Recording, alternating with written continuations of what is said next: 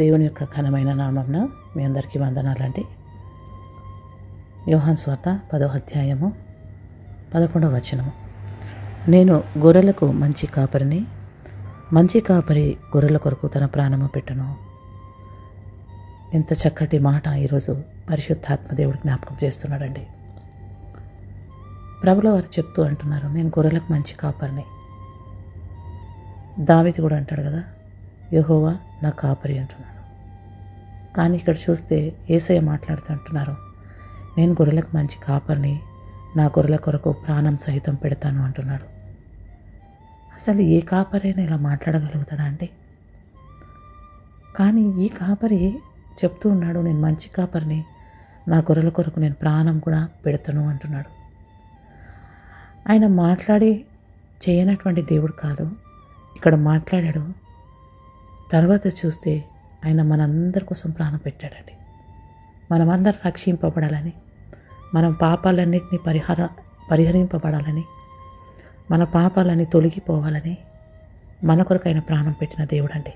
ఆయన చెప్పి చేయనటువంటి దేవుడు కాదు, ఆయన చెప్పాడు, చేసి చూపించాడండి.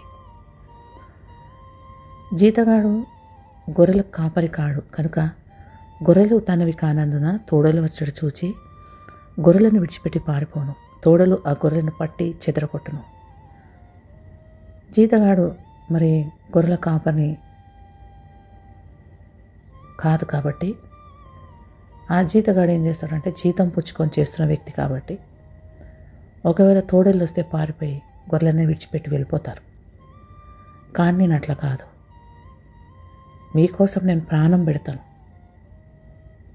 అని చెప్పి ప్రభులవారు గుర్తు చేస్తున్నారు. తోడలు ఆ గొర్రెను పట్టి చెదరగొట్టును. యేసు ప్రభు ఒక మాట చెప్పుకుంటారు, శిష్యులను పంపిస్తూ కూడా అంటారు, నేను తోడల మధ్యలో మీకు పంపిస్తున్నాను కాబట్టి మీరు జాగ్రత్తగా ఉండండి అంటాడు. మరి తోడేలు వచ్చినప్పుడు అంటే చెదరగొడతాయి. భయంకరమైన తోడేళ్ల మధ్యలో మనం బ్రతుకుతున్నాం. ఎప్పుడు ఏం జరగబోతుందో తెలియదు, ఏం జరుగుతుందో తెలియదు. అట్లాంటి పరిస్థితుల్లో మనం ఉంటున్నాం. కానీ మన కాపరి మనల్ని విడిచిపెట్టే దేవుడు కాదండి.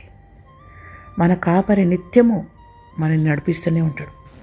పచ్చిక పోల చోట్ల మనను పరుండ చేసేటటువంటి కాపరి అండి. నేను గొర్రెలకు మంచి కాపరిని అంటున్నాడు. మళ్ళా తండ్రి నన్ను ఎలాగో ఎరుగునో, నేను తండ్రిని ఎలాగో ఎరుగుదునో అలాగే నేను నా గొర్రెను ఎరుగుదును.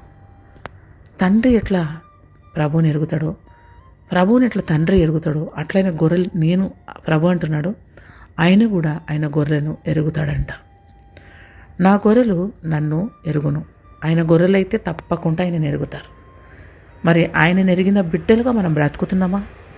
ఆయన అంటున్నాడు, నేను మిమ్మల్ని ఎరుగుతాను అంటున్నాడు. నేను ఎరుగుతాను కాబట్టి మీరు నాలాగా బ్రతకండి అంటున్నాడు. మరియు గొర్రెల కొరకు నా ప్రాణము పెట్టుచున్నాను. మరి దేవుడు అంటున్నాడు, నా గొర్రెల కొరకు నేను ప్రాణం పెడుతున్నాను, నేను ప్రాణం పెడతాను అని చెప్పాడు. ఆయన ప్రాణం పెట్టాడు సిలువలో. మరి ఈ సిలువ ధ్యానాలు, మరి సిల్వర్ గురించి మాట్లాడుతున్నాం మనం. ఆ కాపరి లేకపోతే, ఆ కాపరి మన కొరకు ప్రాణం పెట్టకపోతే ఈరోజు మనం ఇలాంటి జీవితం జీవించేవారం కాదండి. ఆయన సిలువ యాగము ద్వారా, ఆయన మరణము నొందడం వలన, ఆయన కార్చిన రక్తం వలన మనము నిత్యము ఆయనతో జీవించే భాగ్యాన్ని మనం పొందుకున్నామండి. అంత గొప్పటి అవకాశము, అంత గొప్పటి భాగ్యము దేవుడు మనకి ఇచ్చాడన్నటువంటి విషయాన్ని మీకు ఈ పరిశుద్ధాత్మ దేవుడు గుర్తు చేస్తున్నాడండి.